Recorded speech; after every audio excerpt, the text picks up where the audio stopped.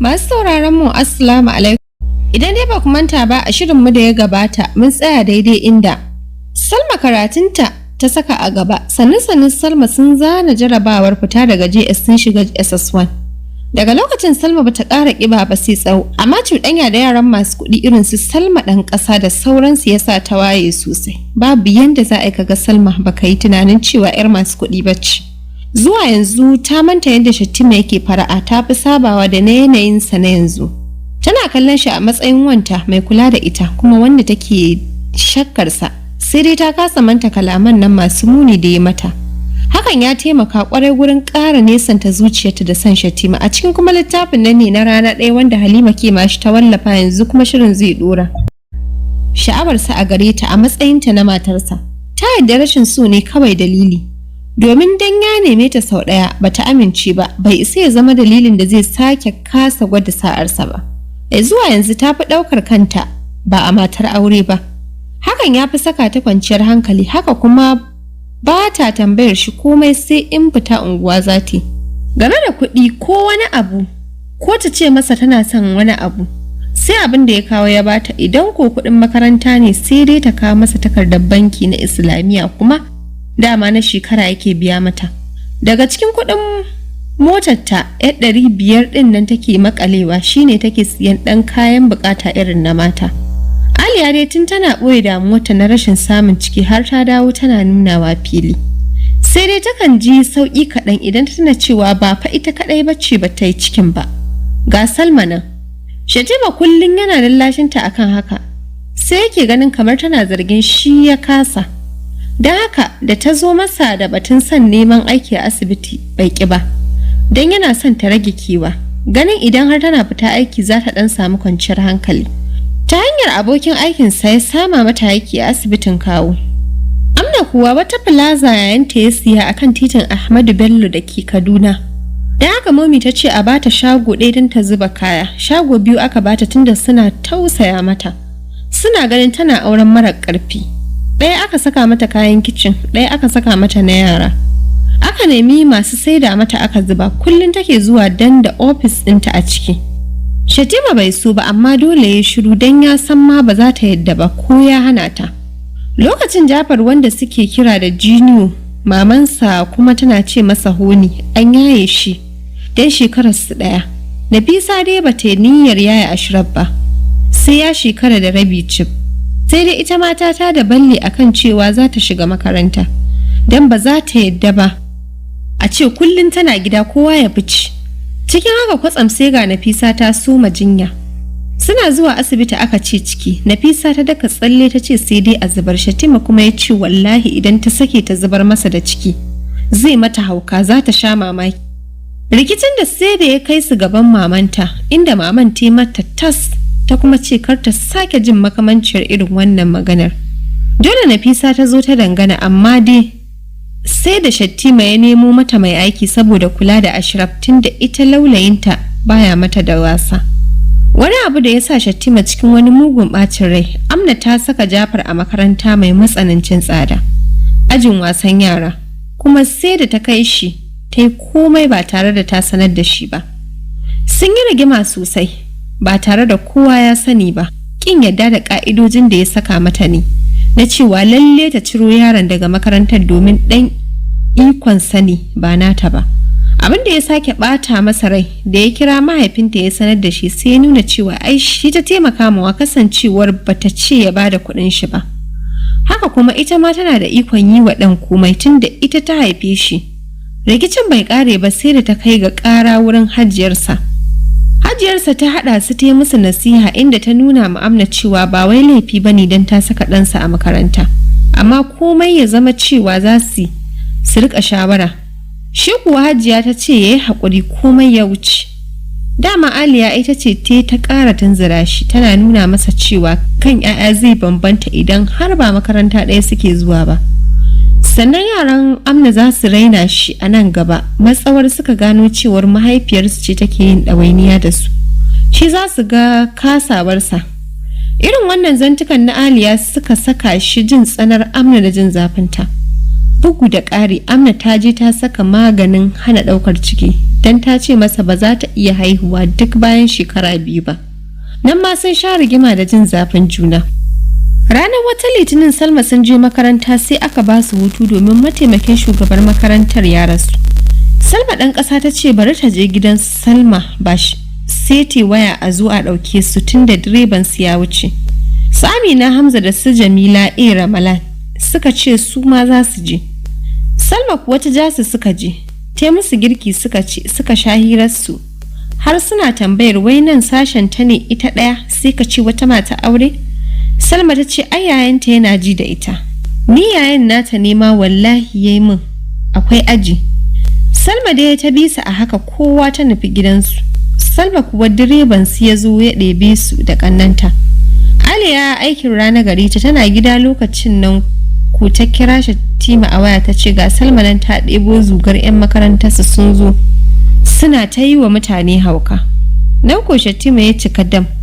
Dan idan har Aliya ta faɗa mishi magana tamkar wahayi baya bincike. Ya kira lambar Salma a kashe. Bai san bata da waya ba domin wayarta da baban Nafisa sai mata ci kuma ta samu matsala. Yana dawowa ɗakin Salma ya nufa tana zaune tana yanke farci ya faɗo tare da sallama cikin tsoro Salma ta dube shi tare da amsa sallamar shi. Ya ce wani zugar yaran kika ɗebo min zuwa gida yau. Ta zaro ido cikin rawar baki ta ce Salma ce fa da ƙannanta. Ya katse ta wace Salma? Na lura rawar kai yana damunki idan kin yi wasa zan cire ki daga makarantar nan ina son ki sani kar ki sake janyo min wani tarkace gidan nan. Jikin Salma a sanyaye cikin sanyin murya ta ce ka yi haƙuri insha Allahu ba zan sake ba. Tsaki ya ja sannan ya juya ya fita. Sannan a hankali Salma suka jarabawa shiga SS2 suna gida suna hutu. Sai dai Islamiyya lokacin Shatima ya samu ƙarin girma a gurin aikin shi inda aka maida shi ofishinsu da ke Abuja. Hakan ya sa sai bayan sati ɗaya yake zuwa Kaduna. Nafisa ya fi tafiya da ita don ita ce ba ta zuwa ko'ina. Aliya bata so hakan ba amma babu yanda za ta yi tun daga aikinta. Cikin haka Nafisa ta haihu ɗanta namiji, wannan karan a gidan Shatima aka sha suna inda yaro ya ci sunan alhajinsu Shatima. Tunda ta haihu, ta lashi takobin cewa fa sai ta yi tsarin iyali, kuma sai ta koma makaranta. Lokacin ne Shatima ya samu damar biya musu kuɗin aikin hajji shi da Aliya. Da lokacin tafiya ya suka tafi Aliya ta tsananta roƙon Allah akan haihuwa. Ta yi ta roƙo sosai ita dai Allah ya bata haihuwar 'ya'ya maza ita ma. Da aka gama aiki ta yi kyau sosai ta ɗan ƙara 'yar ƙiba. Lokacin tafiyar dai ne kan su tafi har aka yi ɗan rikici. Nafisa ta nuna damuwarta tare da ƙorafin yadda yake nuna Aliya ta fi kowa shi yasa ma zai je Makka da ita. Ya ce ba haka ba ne duk yana son su don dai ita babba ce. Har ta damu duk za su je. Amna koko a jikinta don Saudiya ba baƙuwarta ba ce. Salma kuwa bata ji batun tafiyar ba har sai da suka zo mata sallama. Har Aliyar tana faɗin a yafi juna. Sun yi tsaraba ko da Aliya ce ta yi tsarabar don shi bai siyo komai ba tunda ba zuwan shi ne na farko ba. Ana ta raban tsaraba Salma dai an bata wata 'yar yaluluwar riga kamar ta bacci. Ita dai ta yi godiya ta kuma amsa. Cikin ikon Ubangiji ko wata ba a ba sai ga Aliya da ciki. Murna gurinta da shi kan shi Shatima ba a magana nan ku ta shiga kauɗi da salo. Shatima kuma ya kama biye mata. Ita Salma yanzu damuwarta ɗaya duk 'yan ajinsu mafi yawa za su yi SSCE. Ita ma ta so a biya mata amma tana tunanin tunkara Shatima. Gashi an kusa bikin Badi'atu da su Hamida. Da mami kannan Nafisa ta sani duk harkar kuɗi ce. Shi yasa ta kasa tunkara shi da zancen. Zuciyarta tana yawan faɗa mata cewa ta same shi kawai ta ji abin da zai ci. Amma sai ta yanke shawarar sai idan ya dawo ɗakin ta za su yi magana. Ranar da ya dawo ɗakin nata tana jin shi yana kallon labarai amma ta kasa yi masa magana. Sai ta yi kamar ta tashi sai kuma ta koma ta zauna a karo na uku ne ta yi ta maza ta tunkari ɗakin. Sanye take da kayan bacci masu ɗan kauri don yanayin sanyi ne lokacin duk da cewa ba wannan ne karo na farko ba da ta shiga ɗakin amma bai hana ta diriri cewa ba kamar dai kowane lokaci idan ta shiga. Yana kwance tsakiyar katifa ya wara AC duk da sanyin da ake yi amma ya rufa da bargo. Hankalinsa kaf yana kan talabijin da yake kallo. Ya maido da kallonsa ga kofar da aka turo. Ya kalli fuskar Salma sosai kamar mai yin nazari akan wani abin da ta zo da shi. sannan ya sake mai da kallon shi ga labaran da yake kallo. Ta rasuna gwiwa biyu a gaban katifar sannan ta ce ina yini yaya. Ya amsa ba tare da ya sake kallon ta ba.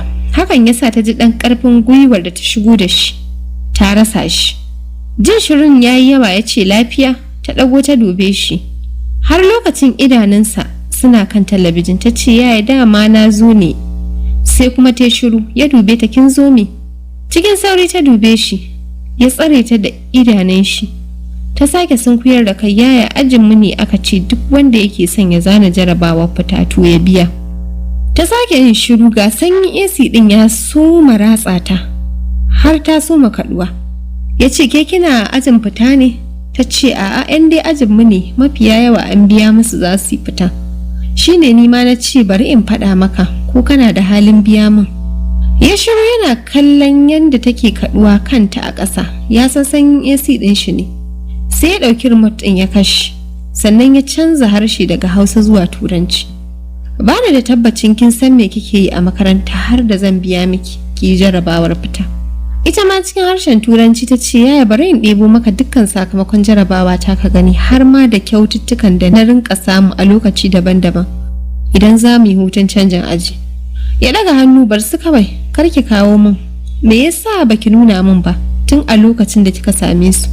Ta ce yaya ina tsoro ne kar in maka magana ya katse ta in cinye ki? Ko ba haka bane? Kina tsoro na kar ki faɗa min in cinye ki mana.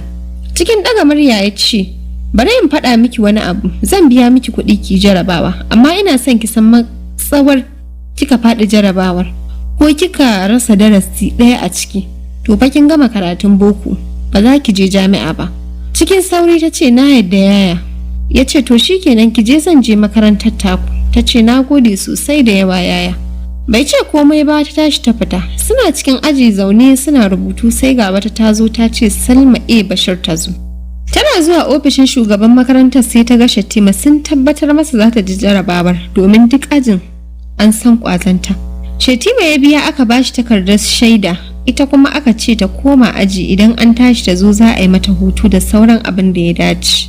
Kwanci tashi lokacin jarabawa ya Salma suka zana suka koma gida jiran sakamako da kuma lokacin zana jam. Cikin wannan hutun ne bikin su Anti Badi'atu da Hamida. Don haka ta tattara dukkan ƙoƙarinta ta bada sha Islamiyya da hadda balle yanzu da take ajin sauka. Wata juma'a Salma tana tsaka da muraja'a sai ta ji sallamar Salma ɗan ƙasa. Da murna ta tare ta suka rungume juna ta kalli Habiba Sulaiman ta ce yau wace rana ga ki a gidanmu. Habiba ta ce ke gidan wa kike zuwa? Duk suka saka dariya.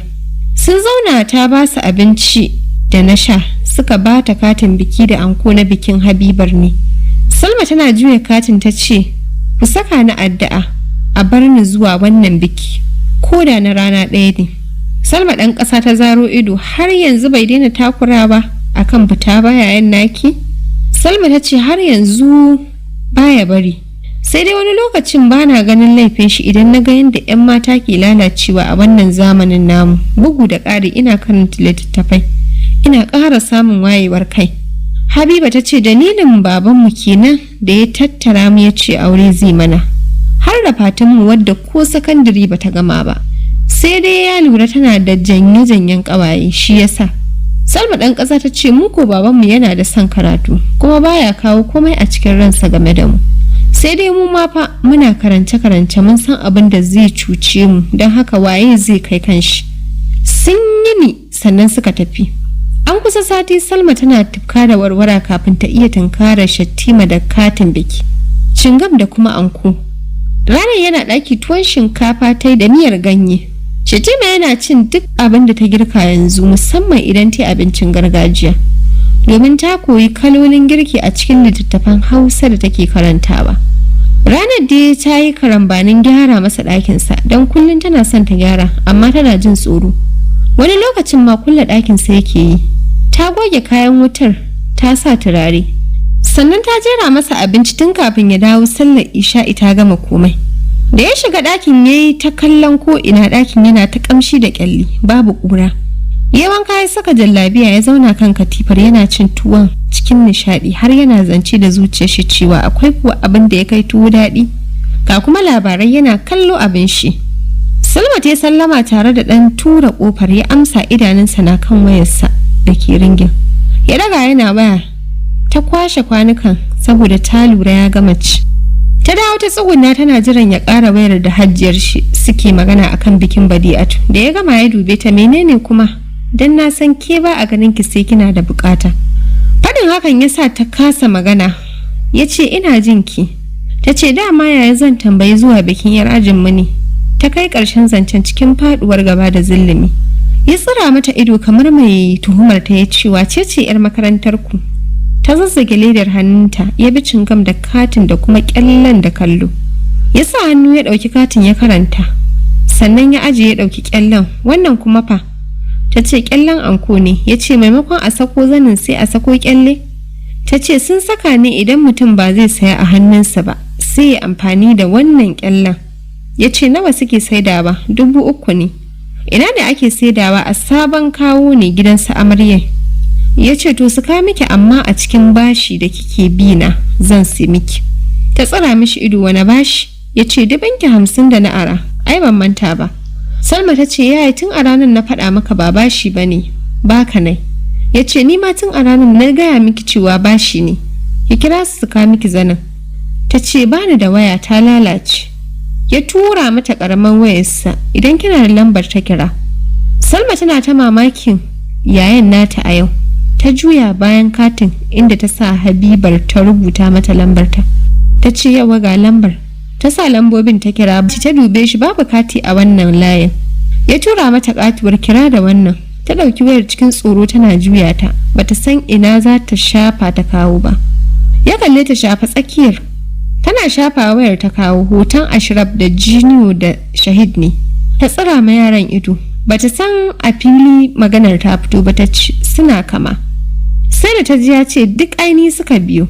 Ta murmushi sannan ta soma saka lambobin. Habiba ta daga. Salma ta ce ni ce Salma Bash. Habiba ta ce oh ya kike? Suka gaisa ta ce ina son anko guda daya. Su Salma dan kasa sun amshi nasu. Ta ce gobe da safe za ta zo ta amsa. Salma ta ce ki bata nawa, ki ce ta bada ai mana dinki iri daya da nata. Ta ce zan bata, ba za ki sai na dina ba? Salma ta ce dina kuma? Ta kalli Shattima, kuma karfe nawa ne dinai? Habiba ta ce karfe 9 za a tafi. Salma ta ce wai ba za a bar ni ba, ki dai bata a tamfar sai ki zo ki amshi kuɗin. Ya ce to ta turo akawun ɗinta. Salma ta ce to ki turo akawun ɗinki, zan tura da kuɗin ɗinki don Allah ki ba Salma. Ta ce zan bata. Suka yi sallama. Shattima ya kalle ta, to me za ki je mata tun da dina ta yi dare? Ta ce kamun za ni. Har da maza? A'a ban da maza. Shikenan. Har za ta miƙe sai ta ce ina son ma na yi magana da Anti Badi'atu. Ya kalle ta, kina son cinye kuɗin cikin wayata ko? Ta girgiza kai tare da yunkurin miƙewa. Ya ce kira ta dai minti 2 za ku yi. Salma ta murmushi sannan ta soma saka lambar Badi'atu. Sai sunanta ya fito. Ya saka mata sista. Ta ɗaga tare da faɗin yaya. Salma ta ce na'am. Badi'atu ta yi dariya. Salma ya kike? Ta ce lafiya lau, dama kwana 2 ba mu gaisa ba. Bikinki saura kwana 19 ko? Badi'atu ta ce au, kina ma tambaya na ne? Salma ta sa dariya. Ina dai son in ƙara tabbatarwa ne. Badi'atu ta ce to saura sati biki zaki zo? Salma ta ce sosai ma. Tun saura sati 1 zan zo Zaria, tare za mu raba kati. Hira ta yi wa Salma daɗi har da zama dirshan, kamar ma ta manta cewa a waya take magana, kuma ta manta da aron wayar ta manta da mai wayar a kusa da ita. Suna ta tsara yadda shagalin zai ƙayatar. Shattima shirwe yana kallon Salma, komai idan ta yi yana burge shi. Bai taba ganin tana hira haka cikin sakin jiki ba. Ya kasa katse ta, sai kallonta kawai yake yi har sai da ta ji daga ciki an soma gargadin saura minti 1 kuɗin su ƙare. Da sauri ta dube shi tare da ciro wayar a kunnenta. Ta katse sannan ta ce ya haƙuri yaya. Sai ta ga yayi murmushi. Kin manta kina waya ne ko? Kati fa na zuba ba bananza ba ne. Da hannu biyu ta miƙa mishi wayar tare da sake maimaita ka yi haƙuri. Ya dubi gefen katifarsa. Ta gane nufinsa, ta aje masa a gurin. Don haka ta aje ta miƙe cikin sauri ta fita, ya bi ta da kallo. Ranar kamu ta kama Alhamis karfe 5 aka rubuta a jikin katin. Salma ta so bari sai karfe 6 saboda sanin wannan mummunar al'adar ta African time. Amma kuma ta san idan ta kai 6 nan Shattima zai iya dawowa kuma zai iya hana ta tunda ya san ya bata kuɗin motar ta 1000 kuma yana zaton tun da rana za ta tafi 5:30 ta gama sheƙa kwalliyarta ta yi kyau cikin anko. Ɗauri mai hawa ta don yanzu ta ƙware sosai gurin tsantsara kwalliya da kuma ɗaurin ɗan kwali. Takalmi mai tsini ta saka, mayafi da airpods ɗinta mai igiyar can sun dace da atamfa. Tana kulle ƙofar ɗakin ta Shattima yana shigowa har zai wuce sai kuma ya tsaya. Ta nufo shi bayan ta gama rufe ƙofar ta rusuna ya sanne da dawowa ya dube ta ya ɗaura fuska. Kina nufin cewa yanzu zaki tafi? Gabanta ya faɗi ta ce ai yaya da yamma ake kamo fa. Ya ɗan yi shiru, kina nufin titi zaki tafi yanzu a haka ki hau mota? Ta ce ai dole mota sai a titi. Ya je ya baya da mota ya juya daidai ita ya tsaya sannan ya ce shigo in kai ki. Ya kalli fuskar ta bayan ya miƙi layin nasu don zuwa titin ya ce da haka zaki biyo ta nan da wannan shafe-shafen dubi maza cike a nan. Ta shiru suna shiga sabon kawo ya ce to ina ne gidan? Ta zaro ido la na manta in zo da katin saboda duba adres. Ya rage tafiya ya ce au dama haka zaki zo kina yawo a layi? Ta ce wallahi yaya na manta katin ne. Ya nuna wayar shi a caji. To ɗauki waya ta ki kira su mana. Ta ciro waya cikin murna ta samu mafita sai kuma Tetris da ta tuna ai bayan katin ta rubuta lambar Habiba. Shattima ya ja tsaki tare da faɗin ki haƙura da bikin bari mu juya gida. Cikin sauri ta ce bari in kira Salma ɗan ƙasa. Har ta sare saboda Salmar bata ɗaga ba domin wannan ne kashi na 5 ta kira Salmar. Amma bata ɗaga ba. Gab da tsinkewa kira na 6 sannan Salma ta ɗaga. Salma cikin fushi ta ce ma ɗan ƙasa ina ta kiran ki mara aji kawai. Ina kika aje wayan ne? Ta ce Salma bash Allah ban san ke bace ba wayar tana hannuna na zaci wani ne da yake ta damuna. Na ki ɗaga ba a zatona shine ya canza layi. Salma ta ce kuna ina ne yanzu mun shigo sabon kawo gashi ba mu san adireshin ba. Salma ta ce ga amarya taimako kwatancen inda muke tare za mu tafi da ita. Habiba ta musu kwatanci ashe ma suna kusa da gidan. Ta ce to Salma ɗan ƙasa ta fito mu ganta a waje. Daidai yadin suka samu Salma ita ma ta yi kyau cikin anko ta sha kwalliya. Ta zo da sauri ta gaida yaya. Salma za ta fita ya ce karki kai magriba. Ta ce ya yanzu fa karfe 6 kuma karfe 7 saura ake magriba gashi kuma ko amarya ba dauka ba. Ya ce to yanzu karfe nawa kike nufin zaki dawo? Ta ce sai dai mun je ko ba a tashi ba sai in dawo. Ya ce wannan shine karo na farko da zaki je biki. Biki sani ana wanke tukunya don tuwon gobe. Salma ta ce insha Allahu zan dawo da wuri. Ihu suka saki lokacin da suka haɗu da sauran ƙawayensu. Amarya kuwa ta ci kayu sosai ana kan shirya ta. Sai kusan magariba suka isa hall ɗin inda suka dafa wa amaryarsu zuwa gurin zamanta. Da yake har da ƙanwar Habiban ita ma da nata ƙawayen. Ango sun shigo da abokansa sannan aka yi kamu. Ƙawayen amarya da amarya sun shiga rawa ana ta ruwan kuɗi. Salma duk ta tsorata da wani saurayin cikin abokan angon da ya zo yana yi mata leƙi. Idan ta canza guri ya bi ta har dai ta fita filin ta samu guri ta zauna. Sam bata ji zuwansa ba sai magana ta ji ta bayan ta 'yan mata kin gaji da rawan ne? A tsoraci ta kalli gurin da yake sannan ta kau da kai ya ja kujera ya zauna. Ki faɗa min sunanki da kwatancen gidanku. Salma ta firgita matuƙa ganin take ma magana ma idan ta yi wannan mutumin alhaki ne amma dole ta tanka ko don ta roƙe shi. Ta dube shi sannan ta waiwaya baya ta kalli gefe da gefe sannan ta ce ina da miji bawan Allah ni mata aure ce. Ya dariya ta yaya zan yarda da ke?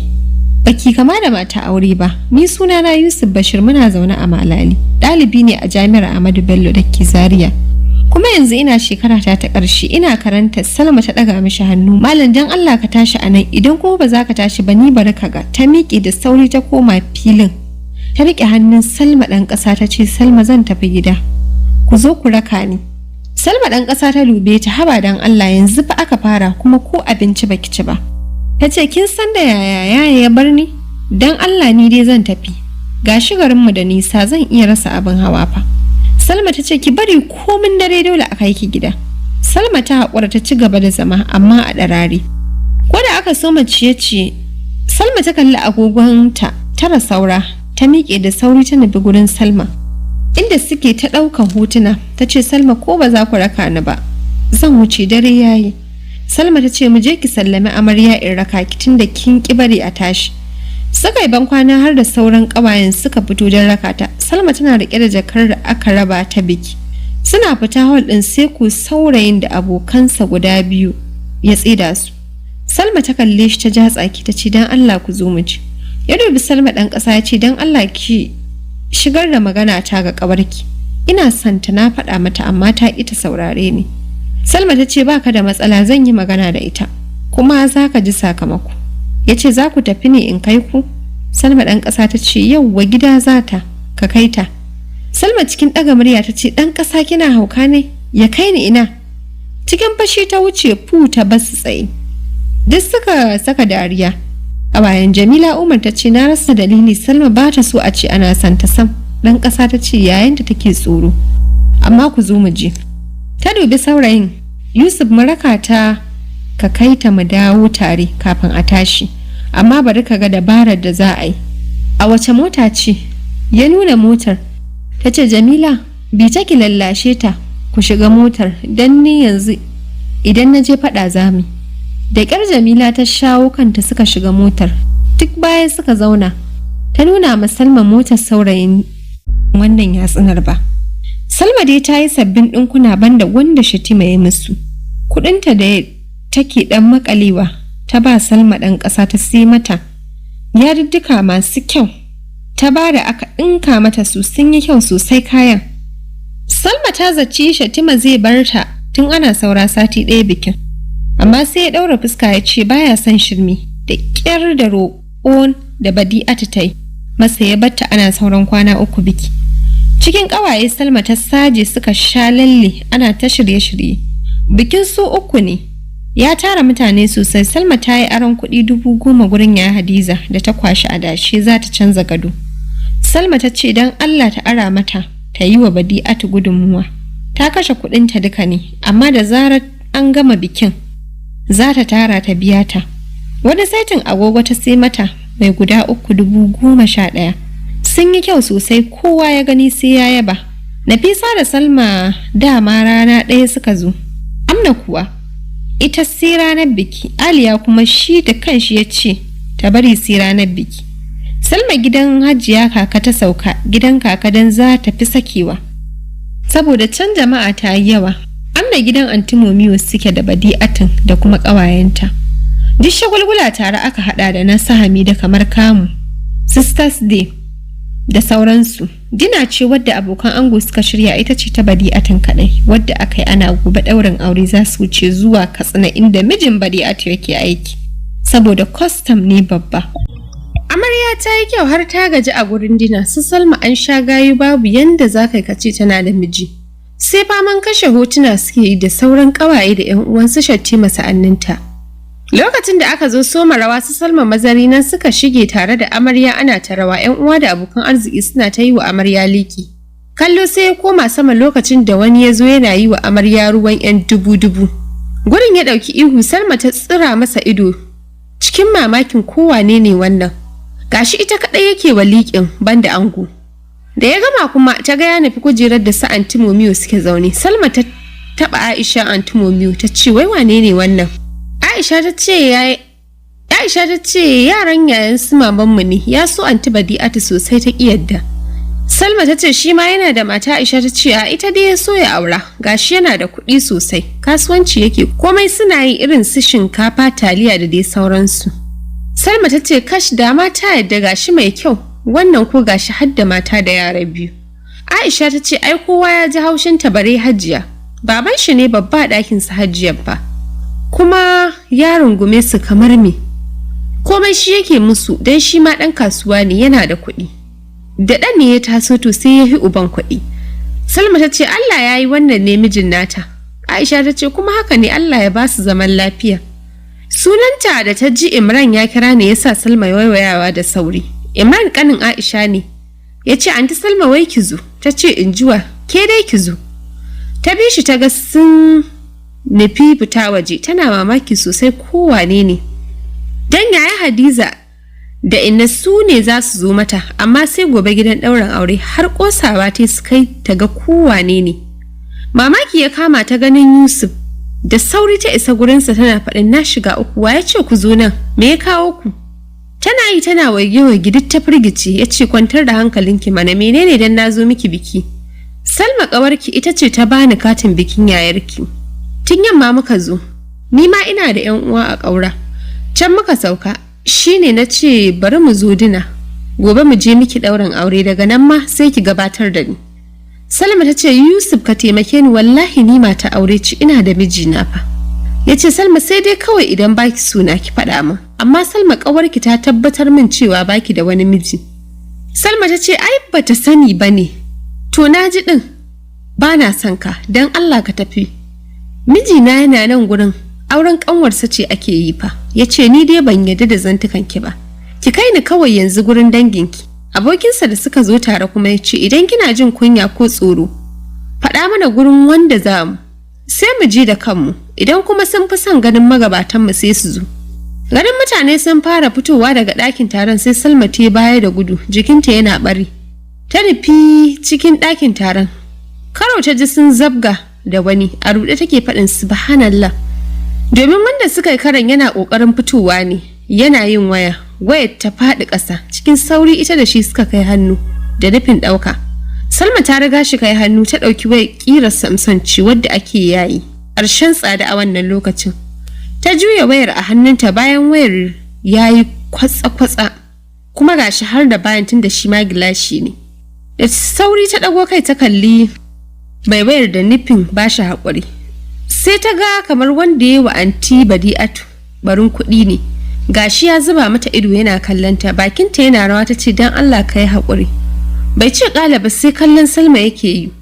Ta miƙe da sauri ta nufi ciki, tana yi tana waiwayen shi. Shi yana tsaye yana kallonta, mamakinta. Barna da ta mishi ne yake yi mata irin wannan kallon ko kuwa menene dalili. Gurin da Sa'isha suke ta nufa ta ce ina mayafin kuma. Ta taɓa kafaɗarta, a'a ina to mayafin. Ta soma waige-waige ta kalla Aishan. Ba na baki ba, ta ce ina kika bani. Salma ta ce tun da muka zo za mu yi hoto. Aisha ta ce kuma da aka zo kiran ki bakin karɓa ba. Salma ta ce Allah dai ya sa ba na yar ba. Ta soma dube-dube bata gan shi ba, ta soma duban inda za ta hango Shatima, ta kasa tashi daga inda take zaune. Duk sai ta ji ta tsani taron, ta ƙosa a tashi. Ta miƙe tare da faɗin, bari dai in duba gurin can da na buge wa mutumin nan waya. Bata ga mayafin ba sai su Shattima da ta hango shi da wannan da suka yi karo suna magana a gurin motocinsu. Maryam Yusuf ta ji yana kiran Salma, da sauri ta dubi gurin su Shattima don ta tabbatar bai ji ba. Kuma cikin sa'a Shattima ya ji kiran tunda tsakaninsu babu nisa, domin ta ga ya kai duban shi gurin Yusuf din. Sai ta sauri ta juya cikin addar Allah ya sa Shattimman bai ganta ba. Bayan an tashi ta bi ayarin amarya zuwa cikin motoci suka nufi gida. Ranar da gidan Anti Mumiyo ita ma ta kwana. Tun karfe 10 safe suka dawo gidan Hajiya Kaka domin nan za a daura aure. Duk amaran ma suna nan gidanta. Ana ta wanka da kwalliya, Salma ta makale ana gama yi wa amarya kwalliya, ita ma aka rangada mata. Suka sha ankon daurin aure, ana ta hotuna. Aliya da Amna sai ga su. Salma ta ce dama yaya a daren nan ya koma Kaduna kenan. Sai ta ji Aliya tana faɗa ma Nafisa wai Mustapha ya je ya ɗauko su. Salma ta ɗauki Jafar yaron Amna tare da faɗin zo mu hutu. Ko dan ganin mutane ne ya sanya Amna faɗin wannan ƙaton zaki ɗauka. Salma dama sau ɗaya ta taɓa ɗaukar shi lokacin da suka dawo ta je ta musu barka. Salma ta amshi wayar Aisha tana yi musu hoto. Aisha ta ce ke dan Allah anti Salma ki sa kawo Shatima ya sai miki wayar kowa cike da hotunan ki. Salma ta ce kuma dan Allah karki goge ko ɗaya an jima duk zan tura a wayar yaya. Aliya ta kalle ta, shi kuma sai ya baki wayar sa babba ki masa wasa. Salma ta ce ai ba wasa zan masa ba, idan ya hana kuma sai in amshi ta amti Badi'atu, idan ne waya sai ta turo min ko ta WhatsApp ne. Sai na da Hadiza sun zo ta kawo su gurin kaka suka yi mata murna, sun ci waina sannan suka ce bari su je can gurin Hajiya da kuma gidan su Nafisa su yi ma mama murna ita ma. Bayan an gama ɗaurin aure, Shattima ya shigo yana neman ɗaya daga cikin matansa. Amna ya iya samu a waya ya ce suna son abinci shi da abokanansa. Ta ce to ni ina zan je in nemo abinci. Aliya kuma tana zaune turus tana son gwaninta ga ciki yayi nauyi. Ta ce Amna ta yi wa Anti Mummu magana. Amna ta ce ni fa gaskiya ban iya surutun abinci ba. Salma ta gama saka ɗaya na yadinta ta yi kyau sosai, riga da siket an sha ɗauri, ta fito kenan Mustapha ya shigo. Ya ce kai sa'antina an sha kyau. Yaya na son abinci shi da abokanansa. Salma kuwa ta je har ɗakin abinci ta ɗibo kuloli. Ta saka tuwo, waina, shinkafa da faduka da nama da abin sha tire 2. Mustapha ya ɗau ɗaya, ita ma ta ɗauki ɗaya. Shattima ya amshe ta tare da faɗin sannu. Ta ce yaya ina wayarka? Ya dube ta me zaki da ita. Ta ce zan tura abuna ne daga wayar Aisha ka aje min. Bai san dalilin da ya kasa hana ta ba. Illa dai ya ce karki min wasa da waya. Tun kafin ta nemo Aishar ta soma ɗaukar sabbin hotuna da wayar ta Shattima. Ta sake zuwa ta ɗauki Jafar suka yi wasu. Aliya ta sha mamakin ganin wayar Shattima a hannun Salma. Ta tura duk hotunan da ta yi a wayoyin jama'a sannan ta je ta kai masa lokacin saura su 3 a cikin ɗakin da suka ci abincin. Ta miƙa mashi tare da godiya sannan ta ce yaya ni ma fa zan je kai Anti Badi'atu.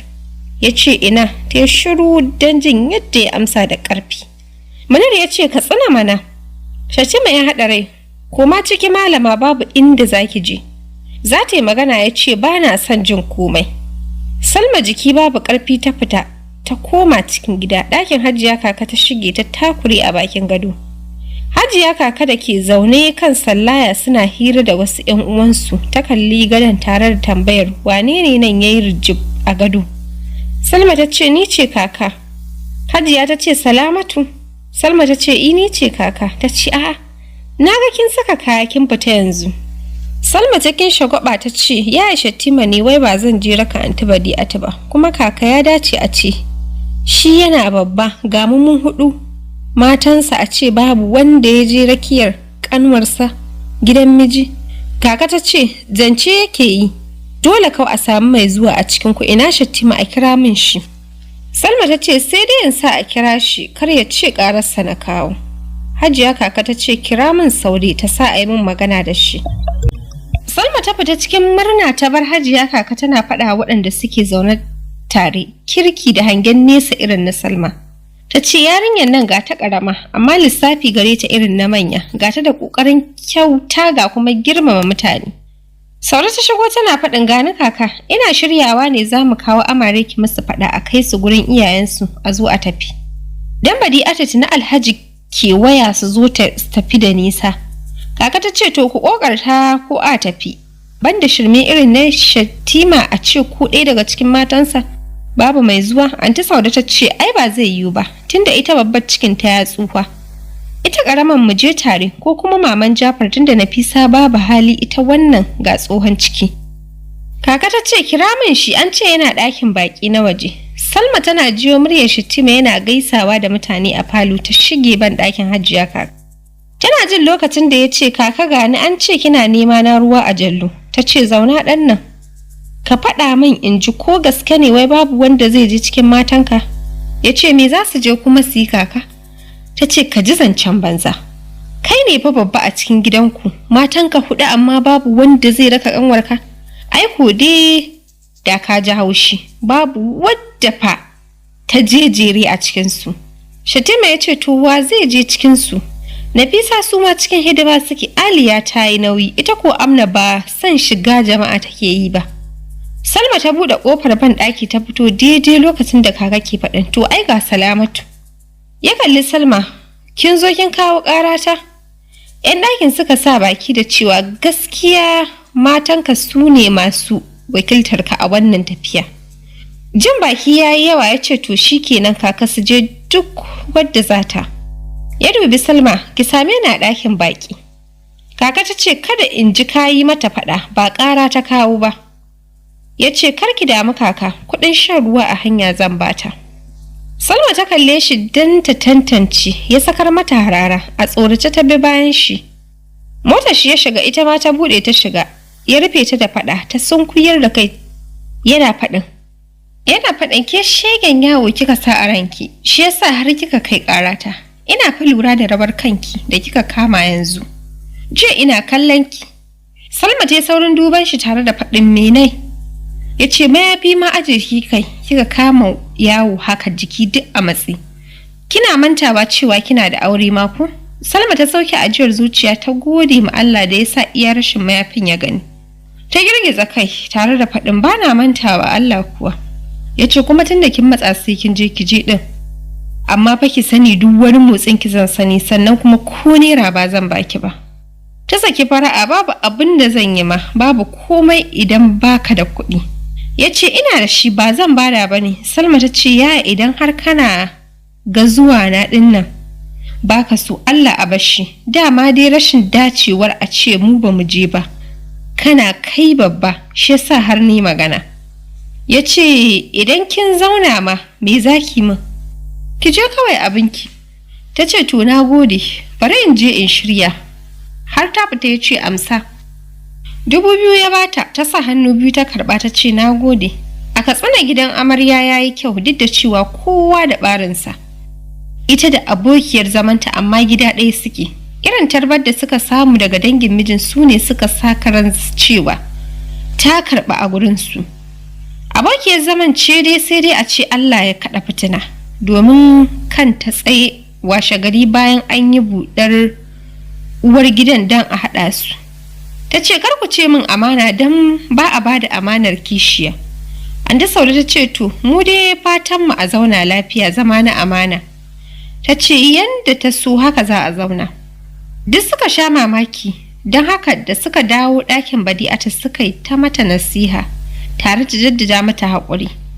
Da za su tafi Badi'atu ta sa kuka, haka ma Salma.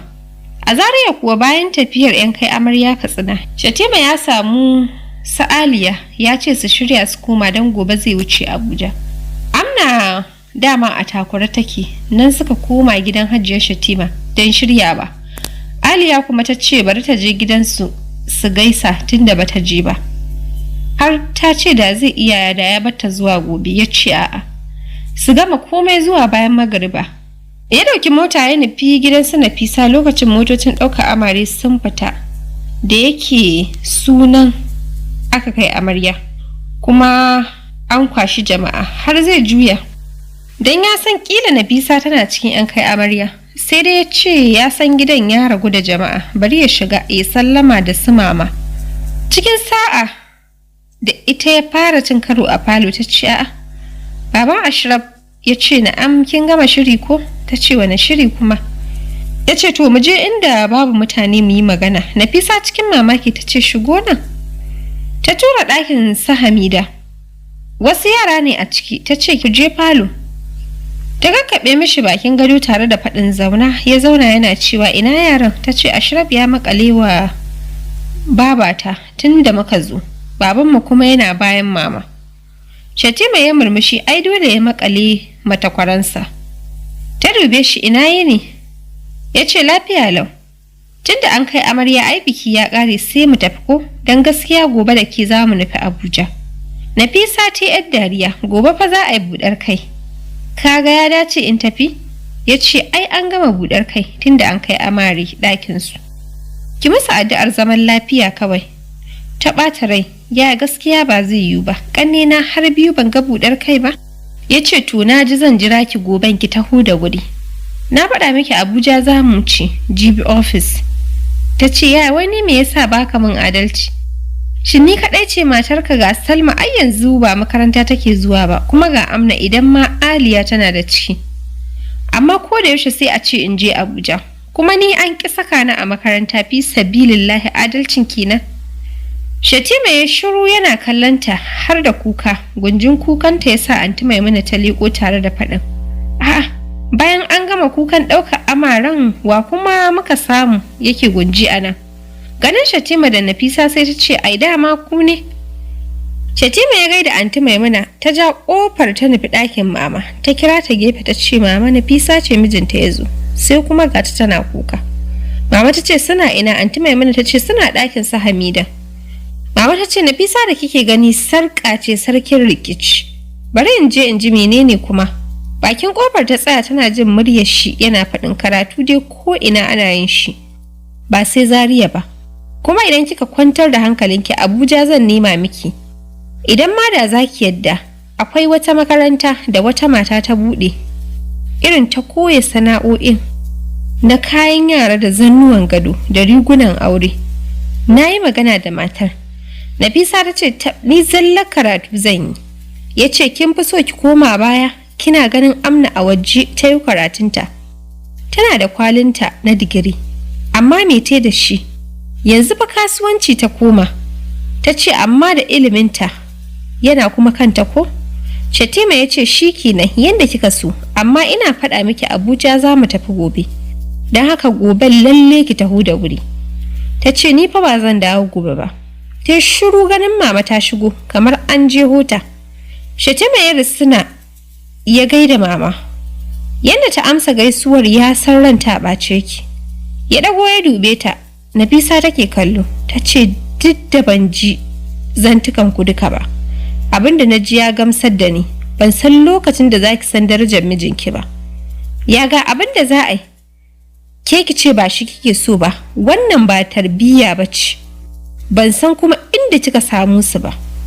Nafisa cikin kuka ta ce mama wai a ce mu huɗu ne fa, amma kullum yayani yake daƙilewa karatu, sai dai in bi shi Abuja. Marin da mama ta sakar mata ne yasa ta dafa bakinta. Shi kuma Shatima bai san lokacin da ya riƙe hannun mama ba, yana faɗin dan Allah mama ki yi haƙuri. Abin bai kai haka ba. Gashi dai mun koro a cikin shirin amma lokacin da aka ɗibar mana ya kawo jiki. Yanzu a madadin Naziru Suleiman Imam Bakuri da ke hidimar tace shirin. Taku har kullum mai son ganin farin cikin ku Rabi'at Kabarinka ke maku fatan alkhairi.